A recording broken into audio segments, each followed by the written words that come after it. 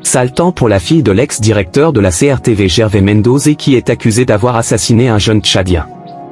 Qui n'a pas pu se retenir sur l'un de ses posts Facebook en commentant des énormités sur cette dernière. La nouvelle de l'assassinat de ce jeune subvient quelques jours après sa prise de paroles ouvertes sur un des posts de la fille de l'ex-directeur. L'information a directement été relayée par le célèbre activiste camerounais Huimanto qui ne s'est pas empêché de lier cette dernière à cela. Dans des révélations exclusives, Marlène en tout parce qu'il s'agit d'elle envoie un message très fort à ce dernier en lui promettant une arrestation pour diffamation de nom. Info du Monde vous propose l'intégralité de ces révélations, alors suivez-les jusqu'à la fin. Juste après le générique, retrouvons la fille de l'ex-directeur de la CRTV qui dénonce cette injustice à son égard. Blogueur Huimanto, une publication où j'ai vu une photo montée de moi avec mon image associée à une affaire d'assassinat d'un jeune TikToker, tchadien qui aurait été assassiné à Garoua dans le nord du Cameroun, et sans preuve aucune, sans rien du tout, il prend quand même mon image pour associer à une communication pareille. Donc je me suis permise de venir laisser ce message à ce blogueur qui n'est pas à son premier forfait, qui visiblement est financé par des personnes tapis dans l'ombre pour me dénigrer et pour salir mon image. Donc je vais vous demander de prendre cette communication et de faire venir ce blogueur Huimanto qui n'a pas le courage d'assumer ni son identité ni sa vie, mais qui est installé dans la sphère publique africaine, camerounaise, pour détruire des personnalités simplement parce que il a fait de son blog un instrument de chantage, un instrument de combat politique, c'est son droit, mais un instrument pour détruire les vies des gens qui ne lui ont rien fait. Et ça fait un moment que je suis dans le viseur de ce blogueur pro-Camto, naturellement Bamileke, pour des raisons que vous connaissez depuis plusieurs années aujourd'hui.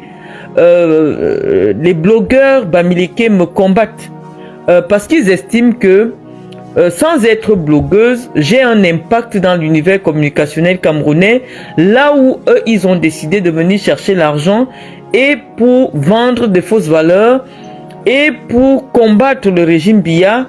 Et ils estiment que je suis un caillou dans leurs chaussures et ils n'hésitent jamais à m'humilier, à m'accuser à tort et à travers pour des choses que je n'ai pas faites. Donc j'ai dit, il s'agit quand même d'un problème suffisamment grave. Je vais laisser une communication que les autres vont occuper en matinée, mais je n'ai pas pu dormir parce que l'histoire est tellement grosse et je pense que l'impunité des réseaux sociaux ne peut pas tout permettre. On ne peut pas tout permettre, on ne peut pas tout laisser, d'autant plus qu'il s'agit de moi qui suis une communicante sur les réseaux sociaux aussi. Et donc j'ai pris le soin de venir laisser cette communication et je vais vous prier de la partager si nécessaire pour que ça puisse arriver à ce blogueur-là. Alors, Huimanto, je disais que toi et moi, nous avons des antécédents, d'autant plus que lorsque j'ai été agressé chez moi à mon domicile, tu n'as pas hésité à dire que c'était pour un problème de loyer. Tu étais le premier à voir les vidéos de mon agression. On n'a jamais su qui t'a donné les vidéos. Tu n'es pas un journaliste et même tu n'es pas obligé de dévoiler tes sources. Mais tu m'as humilié dans le monde entier avec une vidéo qui a fait le million de vues dans le monde pour une raison que je ne sais pas.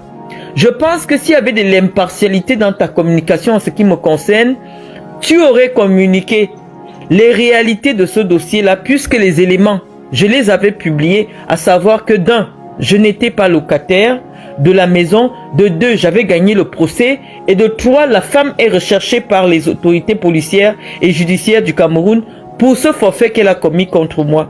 Mais comme l'idée pour toi et ceux qui sont avec toi est que j'ai été pour beaucoup dans le fait que Camto perde les élections au Cameroun et notamment la bataille communicationnelle sur les réseaux sociaux, et donc je dois payer de mon image. tu prends une photo truquée. Je n'ai jamais porté la robe avec le ndop, qui est aujourd'hui votre image phare, pour publier partout sur les réseaux sociaux mon image. Cette photo que vous utilisez est la photo du jour de la remise de mon diplôme à l'Institut d'administration des entreprises de Nantes. Je n'étais pas habillé en ndop. Vous avez pris cette photo-là, vous l'avez montée. Deuxièmement, le message que tu partages sur ma page, je n'ai jamais écrit ce message-là, du manteau. Je n'ai jamais écrit le message auquel tu as pris un autre montage de réponse de ce fameux Yaro Ahmad. Moi, je n'ai jamais écrit un tel message. Alors, ce n'est pas parce que je ne sais pas dans quel côté du monde tu te caches que tu vas te permettre, parce que mon image, il y a une certaine attirance, il y a une certaine crédibilité autour de ma personne, que chaque fois que vous voulez vendre tout et n'importe quoi, vous prenez mon image, vous associez. Je dis, j'en ai marre.